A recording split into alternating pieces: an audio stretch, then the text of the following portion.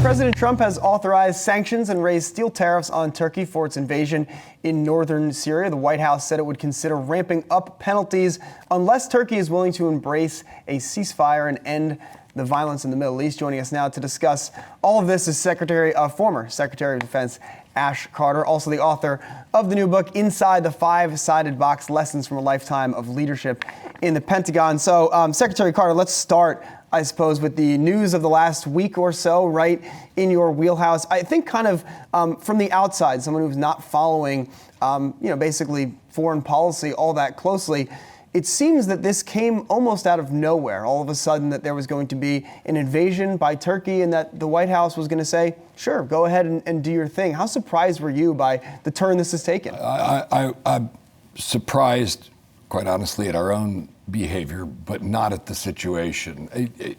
Go back to 2015. Let me start with the Kurds.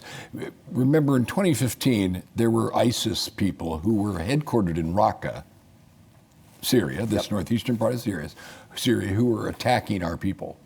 And do you remember the Boston Marathon? Mm-hmm. This was all the Islamic State, whose supposed capital was Raqqa. Clearly, and I became Secretary of Defense in 2015, my view is they needed to be destroyed. Yep. And therefore, we needed to take Raqqa. We could have done it ourselves, obviously. We can always do things ourselves. But then we would have been the occupiers of Raqqa, and that would have led to a whole other sequel.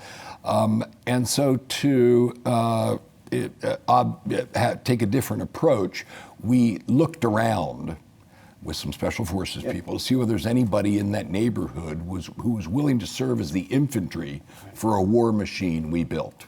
There was. They were the Syrian Kurds. So that's the origin of the whole thing. Yeah. Now, we always knew that the Turks didn't like them. But what we said to the Turks, and I did this personally with Erdogan, is say, I'm sorry. And we're your friends and we agree with you, but in this case, we need to protect ourselves. And we need these people to help us destroy our enemy. So you're going to have to get over it. And we kind of kept them apart for a while. And that was an uneasy day-to-day thing. But it was necessary for me to do because I needed to win the war. Yeah. Now, we have won the war in the sense that we took Raqqa, which I knew was inevitable, but ISIS isn't completely gone. So my principal concern at this point is that ISIS will come back because now we don't have these guys sitting on them anymore. Right. They're not all dead, unfortunately. And so some of them are going to come back and try to kill our people again. And so we're going to have to do it all over again.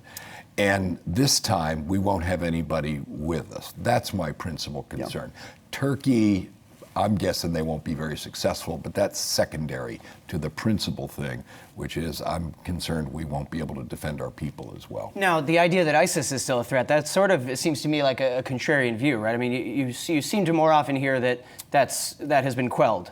Well, it has been suppressed and Raqqa has been taken, but remember, these guys aren't all gone. Yeah. So I think a consistent view of the Pentagon, both in this administration and the previous administration, was that down the Euphrates Valley, there were still remnants of ISIS, and that if we didn't continue to put pressure on them, it would come back. Remember, we've had this experience before. This would be our third war in that part of the world against essentially the same enemy, Sunni extremism. So that's my principal concern, not the Turks. It's obviously I'm concerned about Americans. Yeah. And now, I think another issue, at least for our audience principally, is what's going on with the trade war right now. And I think just generally U.S.-China relations. Certainly that relationship, we're seeing it through the lens of trade, but there's a lot of other elements to that. As you see that relationship right now, what is your kind of biggest view on how it's changed just in the last handful of years? The tension between the U.S. and China, comparing it to your time in the Obama administration versus the way the Trump administration appears to be approaching that relationship? I think since my time, it's been apparent to me since about 2000 that China wasn't going to turn out the way we'd hoped in the 1990s. I think the economy... So the WTO kind of agreement, it just seemed to... It wasn't what they wanted to be. They weren't going to turn out to be free traders. They were going to turn out to be statists. And that would create an unfair playing field for our companies and our allies because they're able to bring that whole marshalling of political, economic, military power that only a dictatorship can do, and that creates an unfair business climate. So I saw that coming and probably was regarded as grumpier than most about China, therefore, in those days, including the Obama administration. I think most are coming around to the view also, and this isn't that we want a Cold War, let alone a hot war with China, it's just, let's be realistic. This is a communist dictatorship that is using statist economic policies. What I look to the economists, and I'm sorry to say they haven't provided yet, is the toolkit for how you deal with. I remember the Cold War. I started my defense working for in the Reagan administration, and that was the Soviet Union, a similar situation in the sense that it was a protracted politico-military confrontation with another superpower, but we never traded with them. Right, not about trade. We just put a wrapper around them. And so we have that toolkit, which clearly isn't right, because we're trading with China. Yeah. And then we have the free trade toolkit, which the Chinese aren't playing ball with. We need a third way. And you see us groping. I mean, I think that's what the tariffs and the trade war is about. It's the early stages of coming to grips with this. I wish we had started earlier. I wish we were more subtle than having trade wars and tariffs.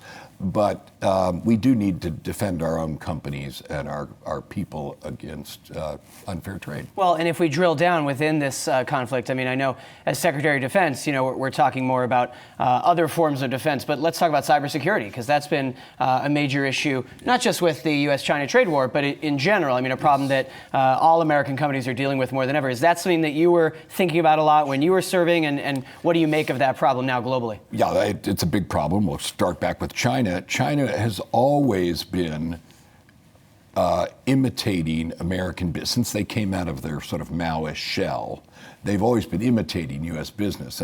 But then theft is the sincerest form of imitation, shall we say, is intellectual property. That's not okay.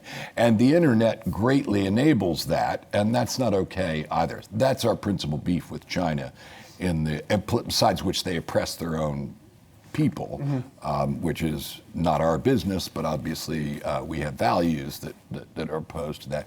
Russia's different. Russia's a country, if China's trends are all upward, Russia's trends are all downward. The only thing they have is to be the spoiler. Yeah. And the internet is the spoiler's friend. That's why these isolated, anonymous locos are weighing in on social media all day and so forth, because otherwise nobody paid any attention to them.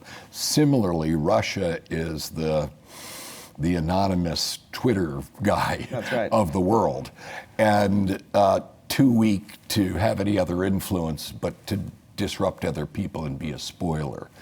And strategically, that's a different kind of problem. Both use the internet, different kind of mechanism. Now, in the book, you write about dealing with a prickly president as a member of the DoD staff. I guess, what did that mean to you when you were serving? And then also thinking about a particularly prickly president who currently occupies the office. What challenges you think might come up for Pentagon staff who've seen multiple administrations, and this is just its own set of challenges? I've seen them right back to the Reagan administration, and President Obama wasn't particularly prickly. He could be prickly. Bill Clinton was not prickly at all. Other presidents somewhere in between, and perhaps the vice president was. Yeah, more well, but wherever I saw President Obama being prickly, I kind of understood it, because he was demanding, and I respected that. I mean, particularly in my business, it's life or death, it's serious stuff, and I wanted him to be demanding. We needed to have our act together, and if he wanted us to have our act together, I thought that was okay. One thing about him was he was exceedingly courteous. In fact, to a fault. Sometimes at 7 o'clock, we're still in the sit room. I'm hungry. When am I going to get home from dinner? And he's made his decision. I know he has. And he's doing the courtesy of telling the people whose advice he didn't take, why he didn't take it. And I thought, that's very nice, Mr. President, but can you get it over with here so we can move on and do something else? But one thing that was nice is when I and the chairman left the sit room, remember, our job is just beginning then. We have to implement that decision, on top of which I have to run half the federal government. People forget that. My job isn't just to deal with the president. I have to run half the government. So I got to get out of there and do other things. I never left without clarity. I knew with Joe, Obama. Joe, yes, Joe and I knew Joe Dunford, that is, Chairman and I, and before that Marty Dempsey knew what the president decided what we had to do. I would find today's environment very difficult because you don't know what's going to happen left. And it's hard to be consistent and excellent in implementation. Mm-hmm. It's one thing if the president doesn't take your advice, but if you don't even know what he wants, that's yet a whole other problem. Yep. All right, Ash Carter, former Secretary of Defense, really appreciate the time. The book's called Inside the Five-Sided Box, Lessons from a Lifetime of Leadership in the Pentagon. Talk to you soon. Thanks, good to be with you. Great stuff. Hey investors, Zach Guzman here. Are you interested in learning more about the markets and getting the latest financial news? Well, then click right here to subscribe to our Yahoo Finance YouTube channel. Get the latest up-to-the-minute market analysis, big interviews in the world of finance, and information on how to manage your money every day wherever you are.